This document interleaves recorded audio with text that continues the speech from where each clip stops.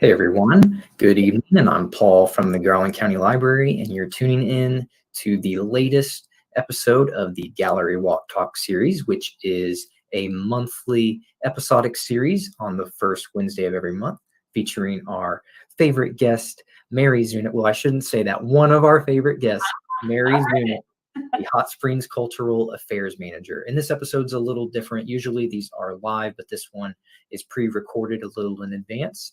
But Mary has a very special guest that we're going to hear from after she gives some information about upcoming events. We've covered all kinds of artists on this show. There's been potters, dancing, muralist, but now we have a musician. Yes, I'm so excited. Yeah, this is called Gallery Walk Talk because the first Friday of every single month for over 33 years now, the first Friday of every month is Gallery Walk. Well, you would think scheduling the first Wednesday would be perfect timing, but there are a few months, like this month, where the first Wednesday is actually after the first Friday. So we won't be talking about what's happening in Gallery Walk Friday night because it actually happened last Friday night. But it was wonderful. It was great. A good Labor Day weekend and a great way to kick it off in downtown Hot Springs. But mark your calendars for the first Friday in October for you Gallery Walk fans, because we will be having Gallery Walk again then for some amazing an opportunity to meet featured artists and see new exhibits at one of our many gallery stop locations. So, but tonight, actually, I think we could probably call September Music Festival month in Hot Springs because virtually every weekend there's something. Did you make it out to Jazz Festival last weekend, Paul? Not this year. No, I'll tell you, Jazz Festival, I would think I think they're 30 years old, right at 30 years old. And they bring together some wonderful talent. Last Saturday, they were at Central Theater, which is a great music venue here in Hot Springs on Central Avenue. And I didn't catch the afternoon portion of it, which the afternoon was actually free, which is wonderful. I did go that evening, and we enjoyed Big Dan Horns from Little Rock, and they had a great performance. But just wonderful. A music festival to kick off the month of September. So yeah. So I'm going to turn things over to you, but for the viewers, even though we're not live, if you have any questions or comments, Mary's going to tell you how you can reach out with all of that information, and if you want to support the Gallery Walk in any way. That's excellent. Thanks so much, Paul. Absolutely. So I'll share my screen now. Let's see here. Let's see, slideshow. There we go. We all set, Paul? There we go. The Garland County Library Gallery Walk Talk. So here you can see I'll be visiting with Deleen Davidson from the Muses next in just a few minutes. But before, I want to tell you, I mentioned Jazz Festival kicked off the month of September, but we have a couple more music festivals that will be taking place in Hot Springs. Both of these will be taking place at Hill Wheatley Plaza, which is in downtown Hot Springs. They're next to the Visitor Information Center. For many years, even decades, Hot Springs has put together a blues festival. We've had people come from all over the United States to perform and to attend these incredible performances. Well, the Spa City Blues Society kind of was a victim of the pandemic, and they weren't going to be putting a blues festival on. And so last year, Visit Hot Springs stepped in and did a blues festival. But this year, we're very fortunate that a group of Hot Springs leaders and volunteers have put together a brand new organization to keep the blues alive in Hot Springs. So later this month on September 23rd and 24th, you'll again hear live music at Hill Wheatley Plaza. We've got a great team working on this, and it's a free concert. So no admission charge. You don't have to reserve tickets. You just come and bring your lawn chair with you. And on Friday, the 23rd of September, and Saturday, the 24th, we have a great lineup that you can see there on your screen. You can actually hear these musicians if you visit the website, and there's a little tab on there you can click at bigsteammusicfestival.com. And if you don't like to tote your lawn chair, or you if you want to reserve to be in the VIP section, there are VIP tickets available, and those can be reserved at Big Steam Music Festival too. Those are $100 each, and it includes both nights. You get a porta potty, a VIP porta potty, and some other perks. But the porta potty is a good perk, I guess, when you're at a music festival. Anyway, so you can see there, Bernard Ellison's the headliner Saturday night. Bernard is the son of Luther Allison. But also on Saturday, there's Tully Bray, Akeem Kemp, Chad Marshall Band. Back it up to Friday. Friday night's headliners, Anthony Gomes, a Canadian artist, kind of a little bit of Stevie Ray Vaughan vibes, Trey and Jason. Also Friday, Charlotte Taylor and Gypsy Rain, and the Port City Blues Society Players. So all of that's downtown Hot Springs. The gates open both days at 4 o'clock. But like I said, you can bring your lawn chair down there, bring your friends, and enjoy some great blues in downtown Hot Springs. And so we started off the month with jazz. We've got blues here. Then on toward the end of the month, on September 30th and October 1st, we have Hot Water Hills back, the 10th annual Hot Water Hills Music and Arts Festival, downtown again, Hill Wheatley Plaza. You can see the complete lineup here, and you can see on there's free admission during the day on Saturday, but you can get your tickets and hear samples of the musicians.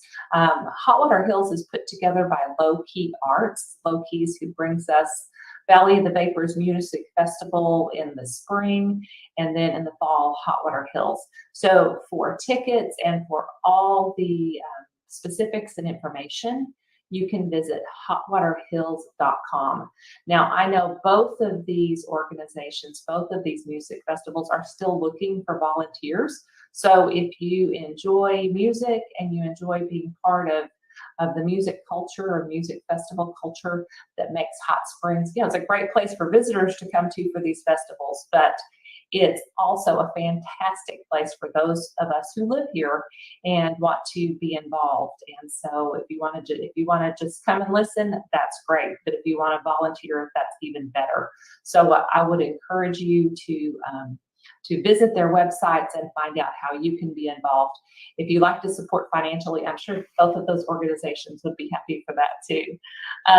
Okay, now let's talk about opera. In just a few minutes, I'll be asking Deleen to join me, but first let's find a little bit about the opera, who brought opera to Hot Springs, who works hard to make sure that, we're not just enjoying, we're not just blues and jazz and other musical genres, but opera, something that a lot of people might think it's not accessible or it's not here in Arkansas, but we are so fortunate to have the Muses and Deleen Davidson, who is the founder, president, and general director and principal performer at the Muses Project.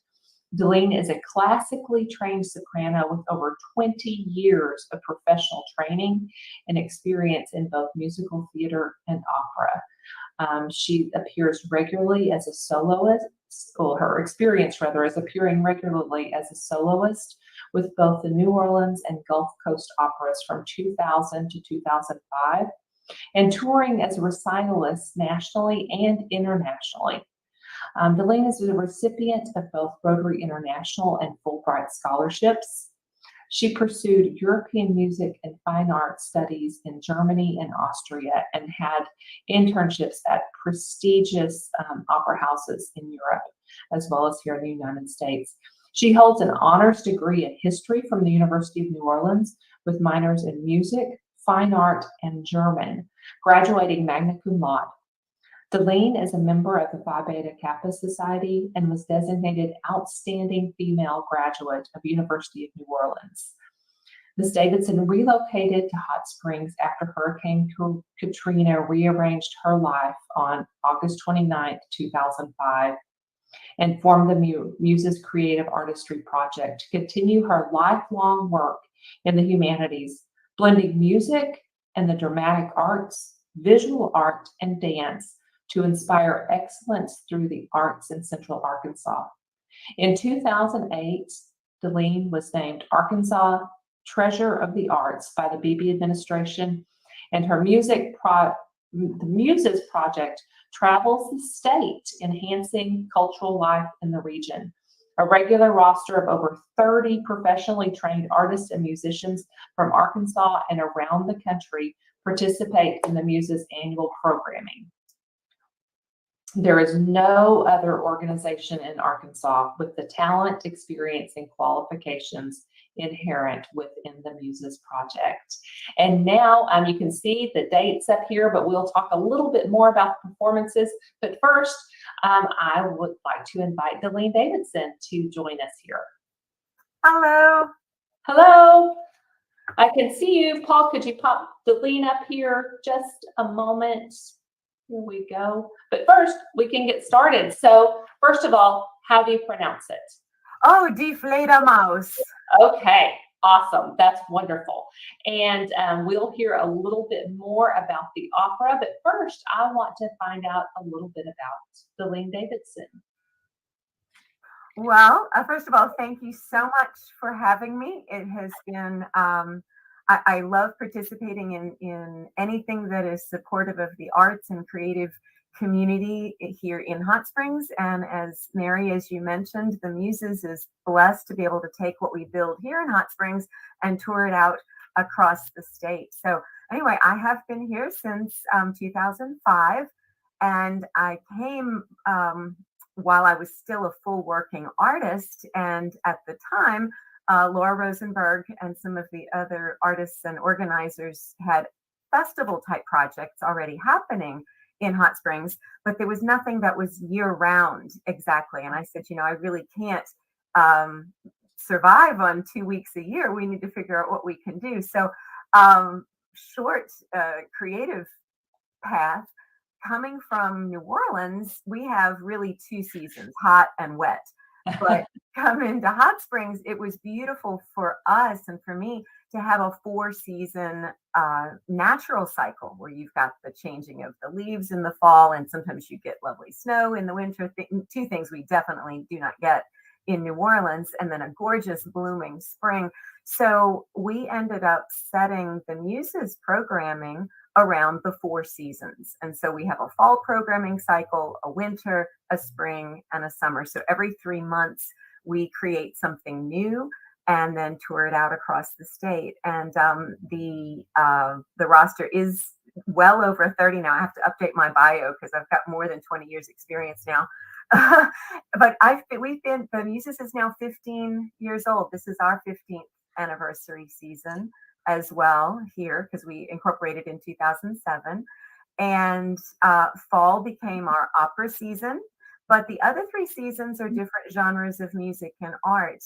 Winter has become Voices of Angels, which is a sacred classical Christmas program. So early 400 plus years of classical Christmas programming. So Bach, Monteverdi, Vivaldi, Mozart, John Rutter, some more modern composers as well, Eric Whitacre, but a lot of choral music. So we really in that season, we tap into the high school students. I'm also the choir teacher at the ASMSA, Arkansas School for Math, Science, and the Arts.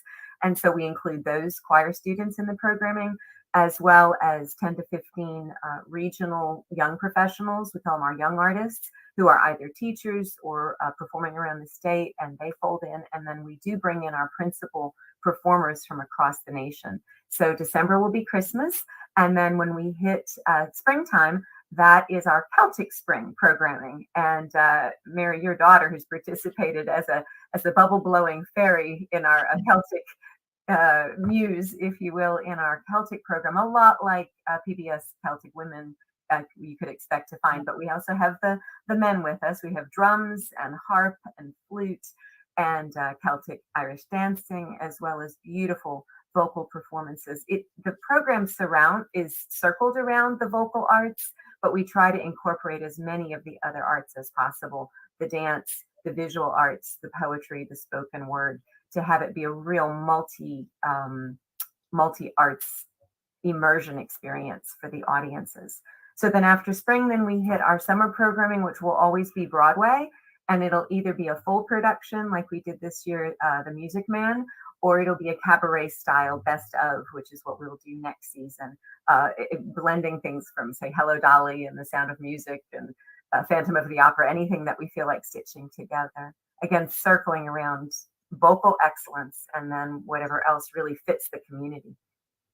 Excellent. That's wonderful. Yes, I've attended multiple. I don't make it to every single one every year, but and I grew up in a small town in Arkansas, and so when if your family hasn't traveled much or you don't really know anything about opera, I really love because the Muses makes it very approachable. It's not highbrow or stuffy. It's very, very fine performance, but approachable, and most importantly, right here at home and in Hot Springs.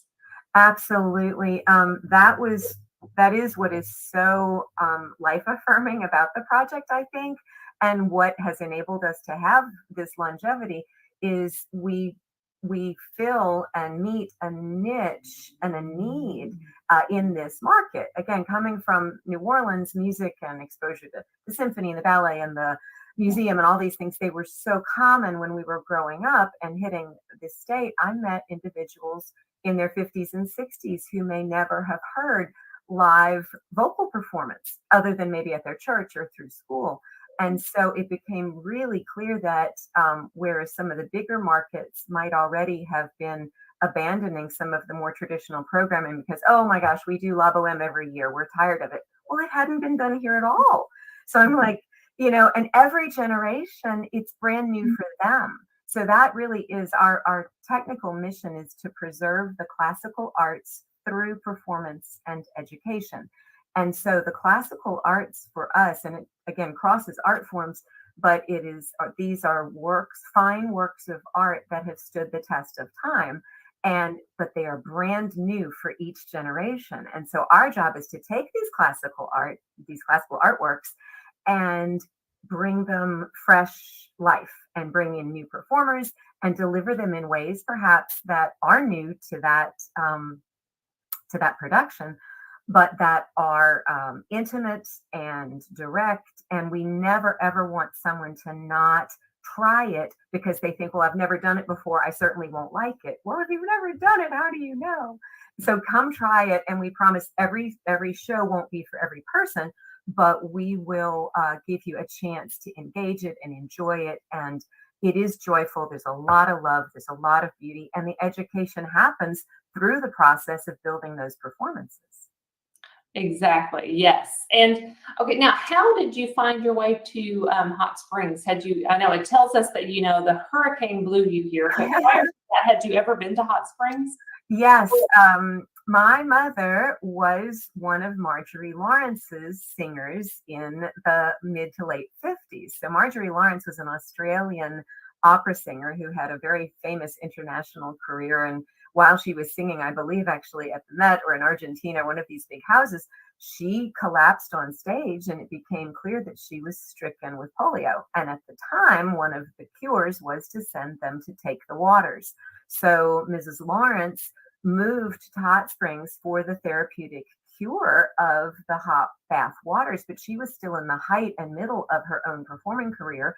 And so while she was recuperating, she began to bring her voice students from around the country to Hot Springs to study with her for the summer. She has Harmony Hills, which was a ranch. She was an Australian, a horsewoman. And so she kept horses out on 7 toward Arkadelphia. And she would have the students come live with her at the ranch and sing and practice and work. And then they would put on opera concerts at the Arlington. And my mother was one of these singers. So she and my father didn't grow up, but had their early marriage knowing about Hot Springs. They bought a little tiny parcel of land on Lake Hamilton and kept it for 40 years until he retired. They built on it to retire here. And then when he became ill and passed away, we had the house, but never actually moved here. So we were actually getting ready to sell the house in Hot Springs and settle in New Orleans for good. And when the hurricane came up, we said, well, let's evacuate to the house, go there and check everything out. And when the hurricane's over, we'll go back to New Orleans and go from there. Well, after the hurricane, there was nothing to go back to. So we ended up staying here and, as I say, talking to people who were active in the arts community in Hot Springs, and asked them what they needed. And they knew what I did professionally, and they thought that this might be a good fit. And so very slowly it came together. So that's why Hot Springs, there's a legacy. And I will tell you that one of the first concerts we did here was then at the Arlington, and my mother played the piano for me there. It was a real passing of the torch.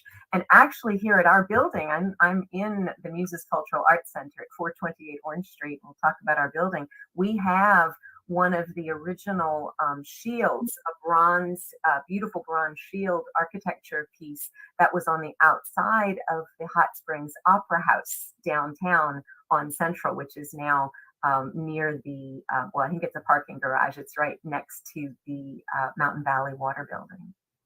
Well, and that's it. So opera is a part of our history and our culture here. Definitely, definitely. It existed long before either of us were here, and so it's very much a part of our culture and our history here. So it's wonderful that you have kind of brought that full circle.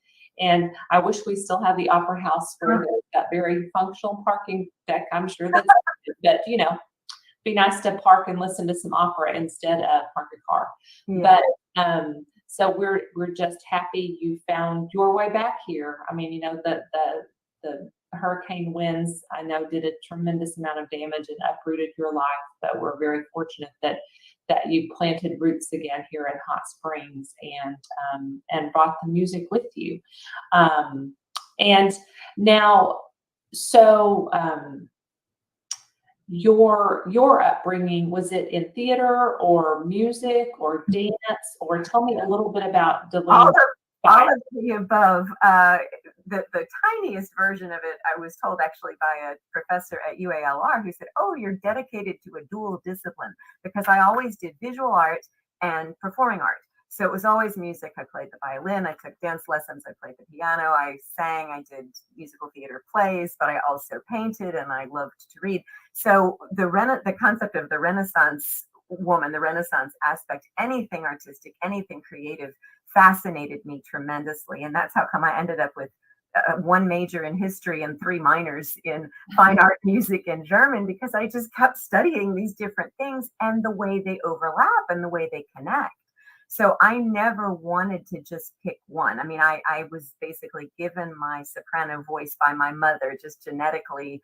I was built to be a singer, but through exposure and through seeing these opportunities and through studying, I gained appreciation for and some aptitude in various artistic disciplines.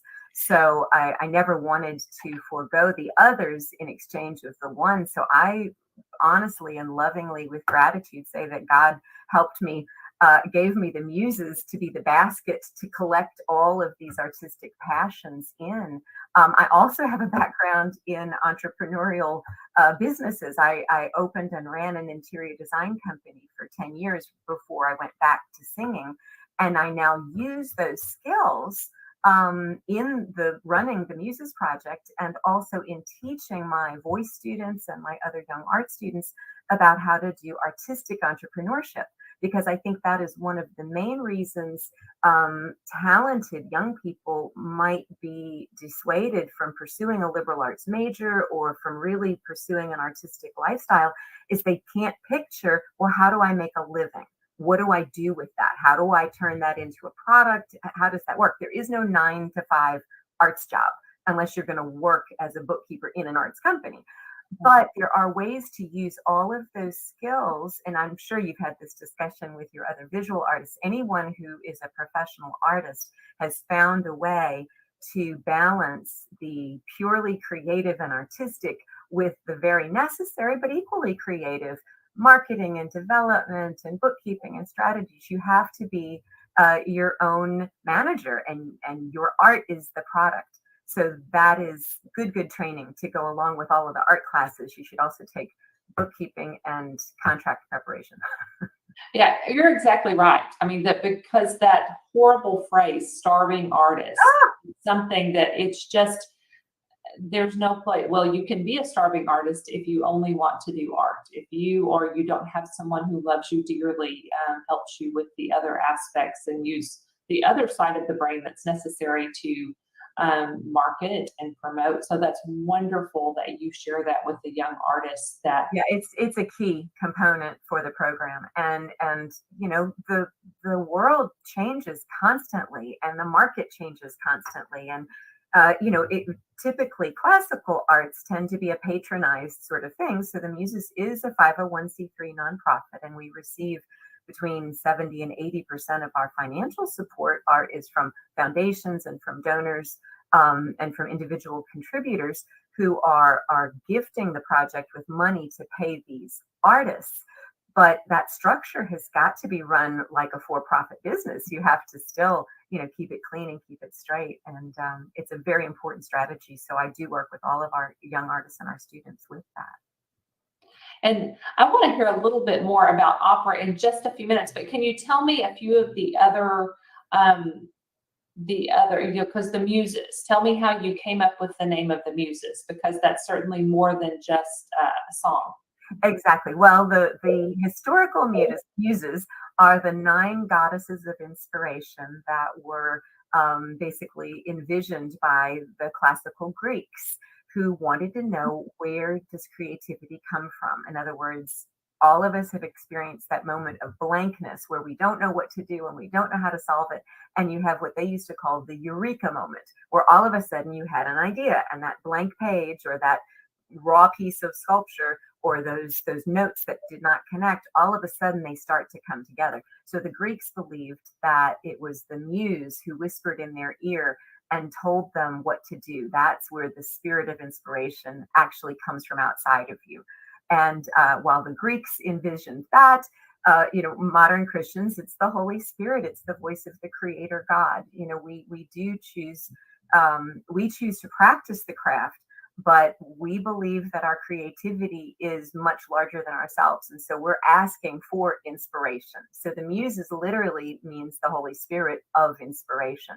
And so we're looking for that possibility of, all right, it is always fresh. It is always new. It is always blank before we start it. And so how do we partner with that spirit of creativity in the dance to come up with something new and fresh? It helps keep us out of the way. It makes us channels and vessels for the art, but we're not overburdened by saying, this is our art and we created this. And it's a much more open approach to allowing it to develop, and then also communicating it, because it embodies a lot of love and a real spirit of joy and sharing that overflows then to the audience. So it's part of that concept of mind, soul, body, spirit. We have exactly 2 staff members at the Muses, myself and Tony Spears, who is an ordained minister and a professional life coach. And I've decided that all arts organizations need a full-time mental health professional on their staff. That is critical. And so her commitment to whole body experiences and whole learning in the process has not only helped me, she's my life coach, but also continues to help our professional artists and our students as they come through to find that balance. So again, the Muses for us expresses that idea that it's not just about the product. In other words, we are not a professional opera company. We're not a performance company. We're a project. And so the project aspect of it is that there will always be something new, always be something created, always be something fresh. And so it's much more process driven than it is outcome based. And so I think that helps it helps us carry through. Part of also then being the 4-season thing. So it connects those dots. It also appeals to my history nerdy side, It does. And can you tell me a little bit about healing arts, how the arts can be used for mental health and healing? Absolutely.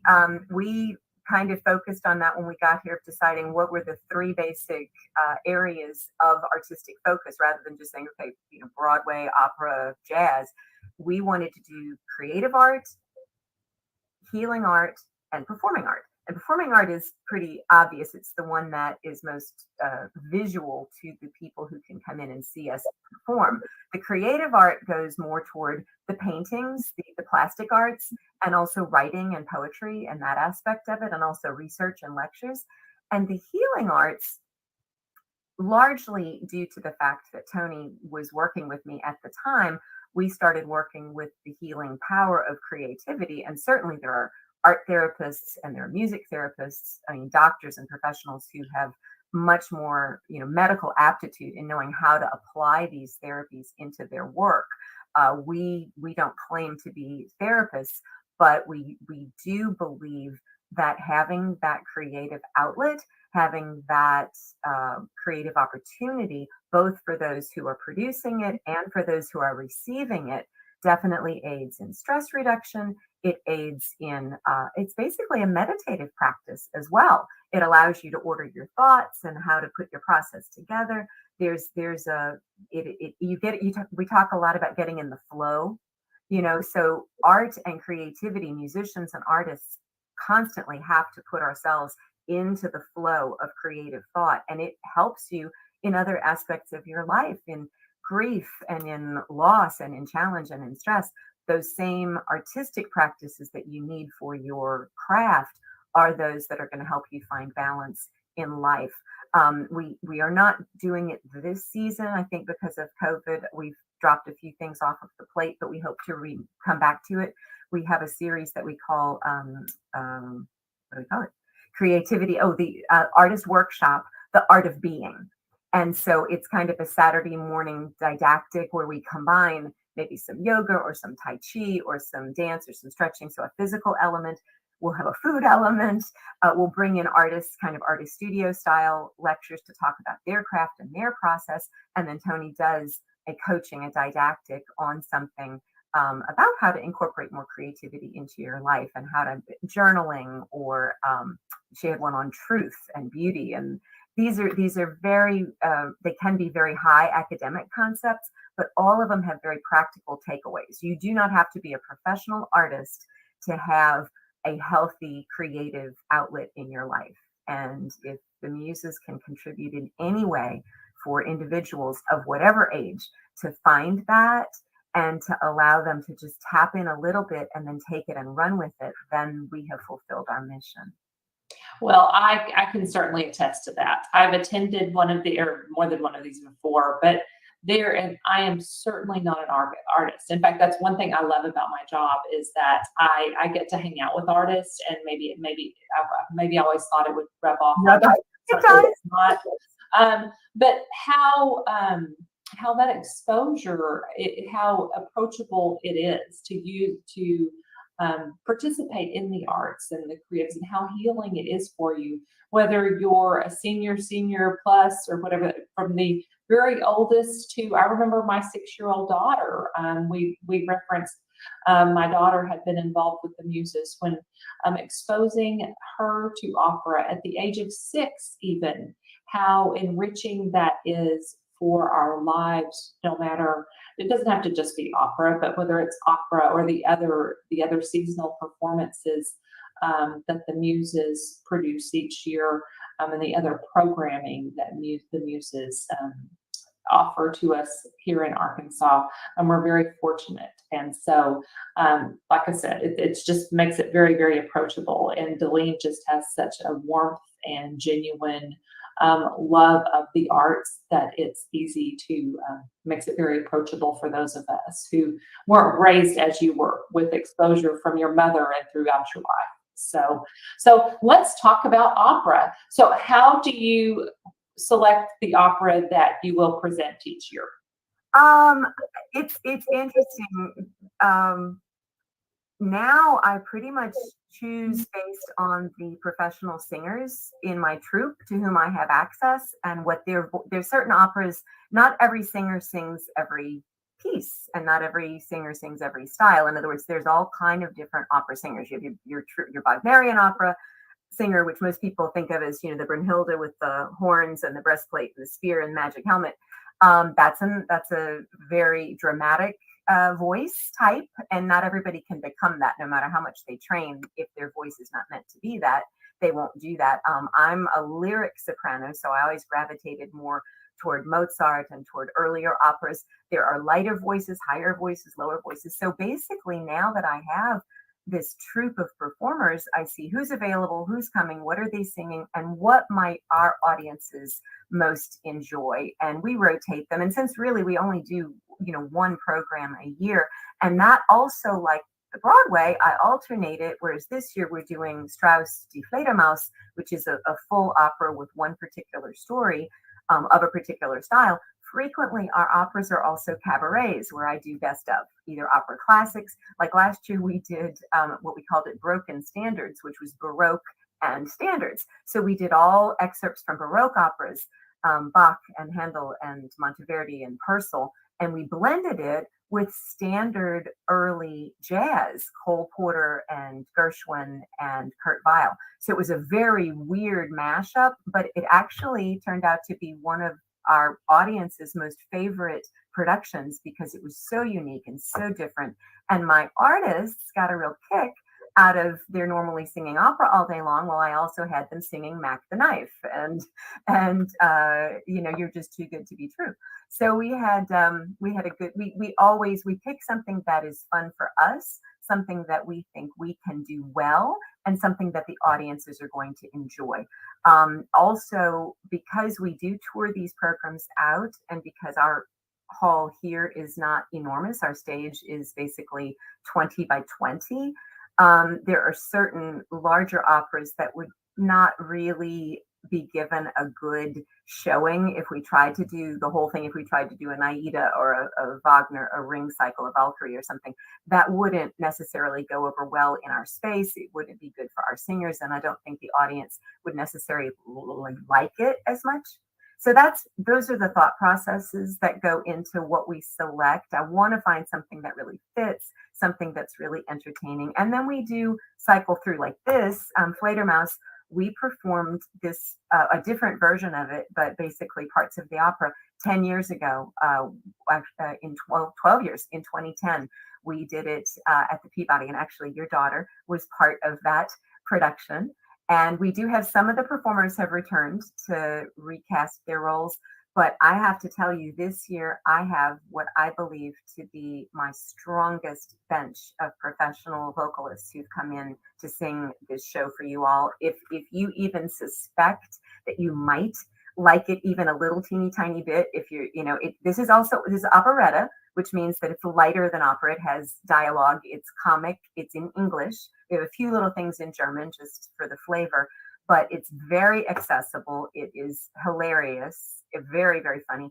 And I'm telling you, the talent that I am so grateful that these people said yes to me. And they love coming to Hot Springs. So I have 8 of them, and they came from Portland and from Minneapolis and from Sarasota, Florida, and from Austin, Texas. And I mean, just literally north, south, east, and west coming here. So they'll be with us for 3 weeks, and we're in rehearsals now.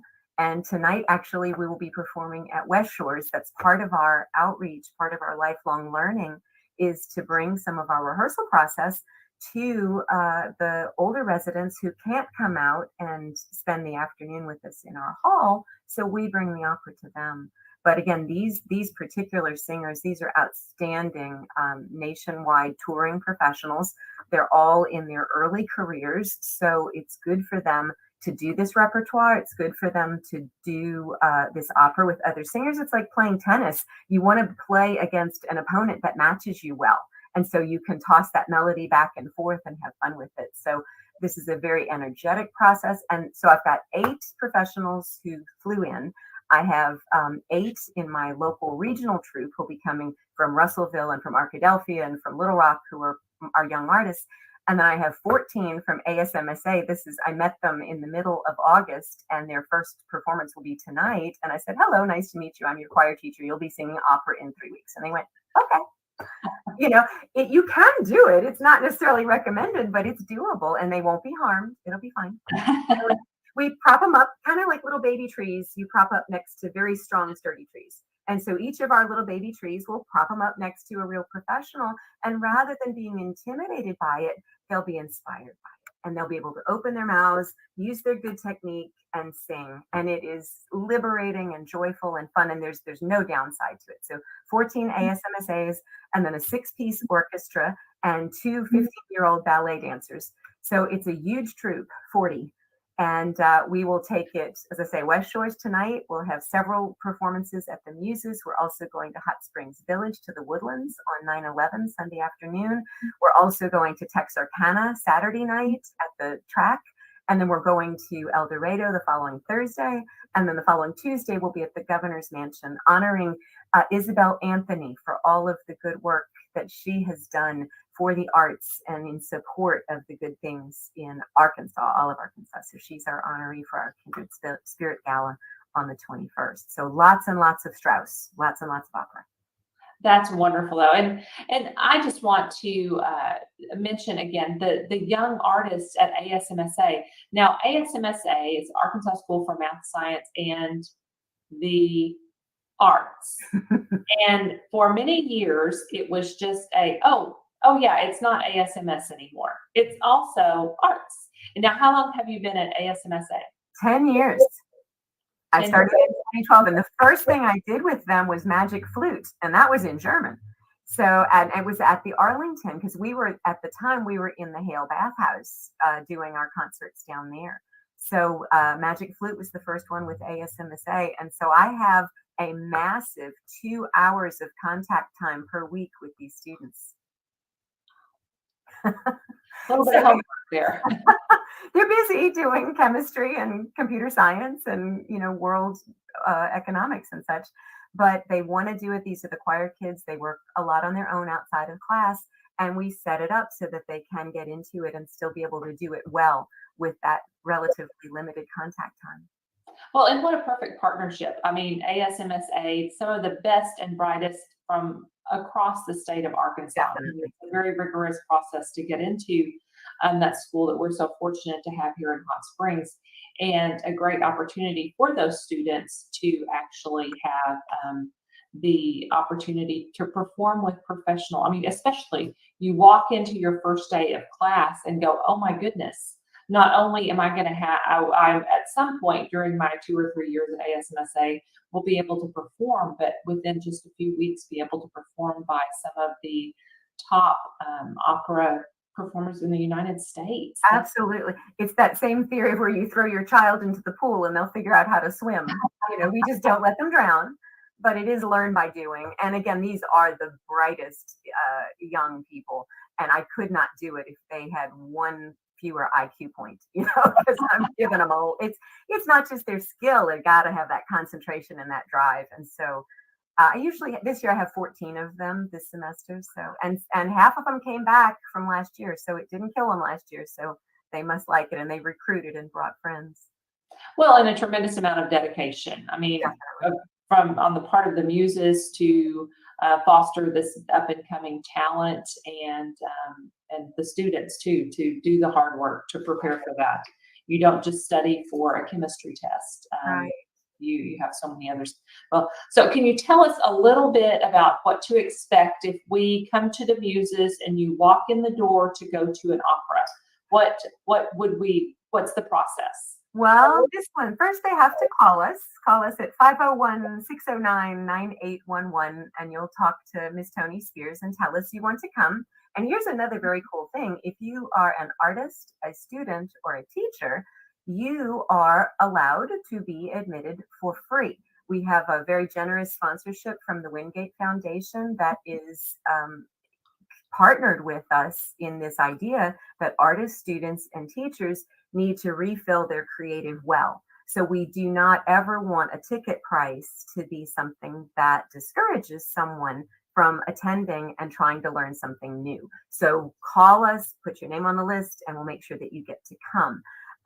So the tickets are $35, but it's actually an $85 to $100 expense. The rest of that ticket price is what is sponsored for you. So we're keeping those prices low for the state to make sure, again, that the most people can come to participate as possible. So it is a ticketed event, but it's also underwritten, and there are a lot of ways for people to participate if that ticket price is a real challenge. So yeah, come on in. And this particular opera because it's set in Vienna, it's turn of the century. So there will be ball gowns and feathers and masks and fans, very elegant on the stage. You can be as comfortable as you are comfortable with. Or you can be as festive as you like. We have people who do dress up to go to the opera because it's designed to be fun.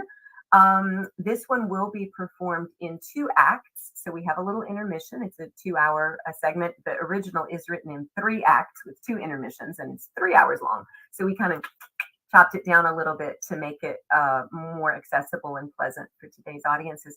We also have a 6 p.m. start time on our evening concerts because a lot of people don't want to drive late in the evening. So most people are home by 8:30. So that's good.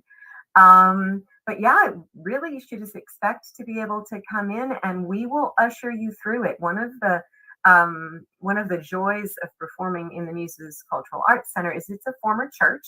It's a 100-year-old building that we were able to purchase in 2008. So we've been here, gosh, what is that? Almost 10 years. In the spring will be our 10-year anniversary. Online. It was 2013. I apologize. Yeah, we did the bathhouse in 8. 2013 we got the building. So in 2023 will be 10 years we're here. And it was the former Christian Science congregation was here, and they loved the building and treated it well. And so we took the sanctuary and turned it into a chamber hall. So it is octagonal in space, wooden floors, a wooden stage.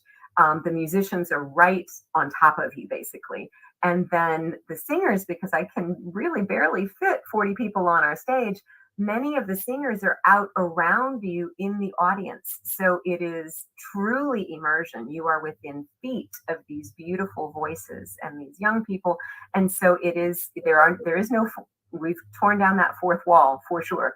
And so the performance is actually out in the auditorium with the guests. And to date, we have had no one complain about it. In fact, it tends to be one of the most joyful experiences for the concert goer, that they get to sit in the middle of the sound and just be bathed in the beauty and the joy of it. So there's no test or quiz. You won't be asked to explain the plot or anything like that. So it's not, there should be no stress to it at all. You just come in, you relax, you listen to the music, you appreciate the talent and the singers, and you celebrate them, and they give you love and they give you joy, and then you go home singing, and it stays with you. If we've done our job right, that feeling of beauty and joy will go home with you.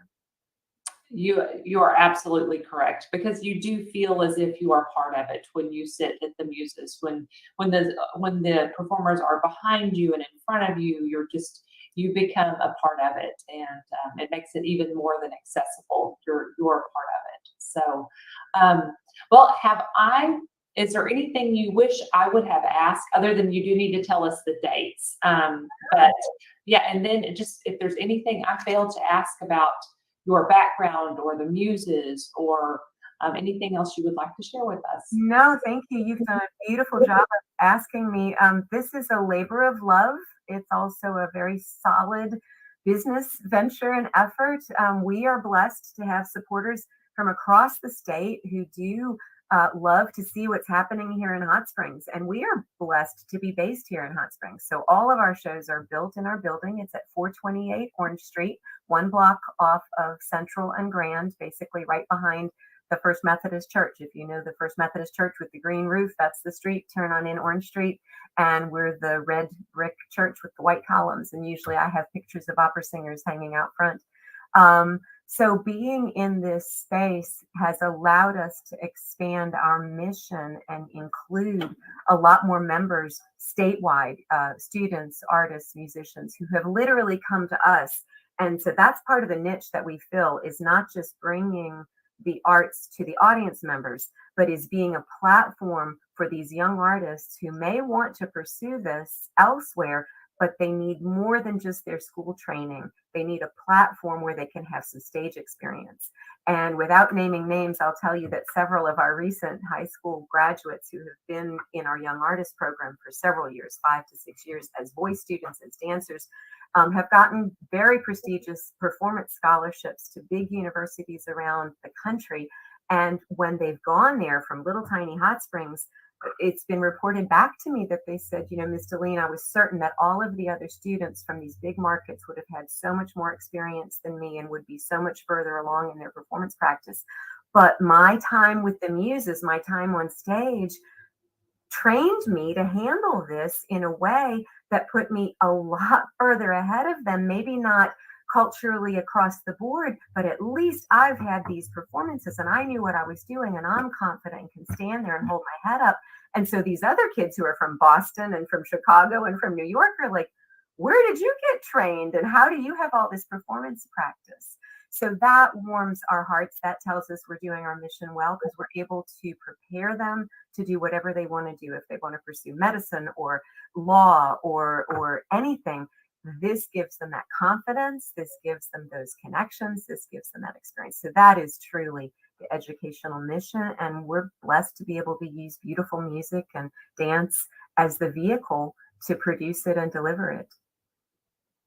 Excellent. Yes, and we will before we switch over to seeing a rehearsal, I just want to encourage anybody who's watching this, because the nice thing about the library programs is that people will watch it on Wednesday evening when it airs for the first time, the first Wednesday of the month, but then it stays on the library's website and on the YouTube page. So we are recording it in 2022, but someone may see it in 6 months or, in a few years. And so even if it's not Fledermaus, or say it for me one more time. It's right, Fledermaus. Yes, my German. If you're not going to this opera, but just know that there's that seasonal celebration of music and the arts at the Muses. Now tell us your website one more time. Yeah, we are themusesproject.org. So themusesproject.org. So whether it's De Fledermaus or Celtic Spring or the Sacred Angels. Voices of Angels, or the summer programs that are more Broadway inspired, there's still something every season with the Muses. So thank you so much for being my guest, Deleen. And now everyone, it's going to take just a moment here, and then there's going to be to switch over, and to wrap it up this evening, you'll be able to enjoy a little sneak peek of De Fledermaus from one of their performances. So you'll still want to come enjoy the entire thing, but we'll wrap it up with a sneak peek. So thank you so much, Deleen. Thank you, Mary. And thank you, Paul. Thank you, Paul.